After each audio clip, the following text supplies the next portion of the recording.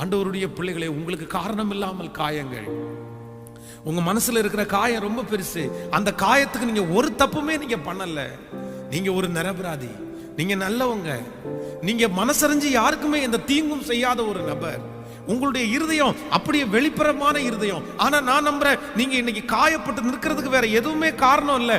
உங்களுடைய ஞானம் இல்லாமல் நீங்க எடுத்த சில செயல்கள் தான் நீங்கள் இன்னைக்கு காரணம் இல்லாமல் காயத்தோடு இருக்கிறீர்கள். சோ ஆண்டவருடைய சமூகத்துல ஜெபம் பண்ணுவோம். ஆண்டவரே, உண்மைதான் ஆண்டவரே, உண்மைதான் ஆண்டவரே.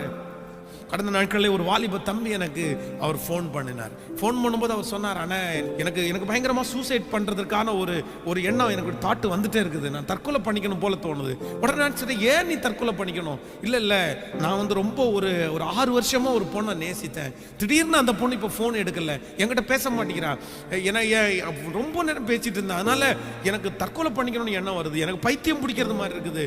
அந்த பொண்ணு எனக்கு கிடைப்பாளா கிடைக்க மாட்டாளா? சொல்லுங்க அண்ணே, ப்ரேயர் பண்ணி சொல்லுங்க அண்ணே அப்படின்னு அந்த தம்பி பேசிட்டே இருக்கிறாரு. பேசும்போதே அப்படியே போன்ல கேட்கிறேன், கண்ணீர் விட்டு அழுறாரு. அப்படியே, நான் ஒரு ஐடி கம்பெனியில் ஒர்க் பண்றேன், எனக்கு மாதம் சம்பளம் கிட்டத்தட்ட 60,000 ரூபாய் எனக்கு சம்பளம் வருது, நான் என்ன பண்றதுன்னு தெரியல அப்படின்னு.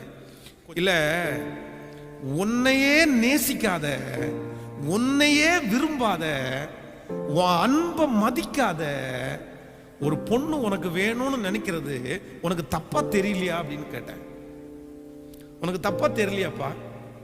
அவ உன்னையே நேசிக்கல, அவளுக்கு உன்னை பிடிக்கல, அவ உன்கிட்ட பேசுறதுக்கு விரும்பல, உன்னுடைய பொசிஷன் எவ்வளவு பெருசுன்னு அவளுக்கு தெரியல. உன்னையே நேசிக்காத ஒரு நபர் உனக்கு வேணும்னு நினைக்கிறது எனக்கு நம்ம நல்லதா படலப்பா, நீ தான் தப்பு பண்ற. இன்னைக்கு திருமணம் ஆகிறதுக்கு முன்னாடியே உன்னை இப்படி நேசிக்காத ஒரு பெண்ணு திருமணம் ஆனதுக்கு அப்புறம் உன்னை நேசிக்கும்ன்றதுல எனக்கு நம்பிக்கை இல்லை சாமி. நீ இவ்வளவு பேதையா இருக்கிறியா அப்படின்னு சொல்லி ஒரு 1/2 மணி நேரம் அந்த மகனோட பேசி, இல்ல நீ வெளியே வந்தே ஆகணும், அவங்களுக்கு முன்னாடி நீ சாகிறதுனா கோலடா, அவங்களுக்கு முன்னாடி வாழ்ந்தாதான்டா வெற்றி. அவங்க உன்னை பார்த்து இவனை மிஸ் பண்ணிட்டோமேன்ற அளவுக்கு நீ வாழணும்ல. அந்த மாதிரி மோட்டிவேட் பண்ணி அவனுக்காக ஜெபம் பண்ணி ஆண்டவருடைய சமூகத்துல ஆண்டவருடைய துணையோடு பேசி முடிச்சிட்டேன்.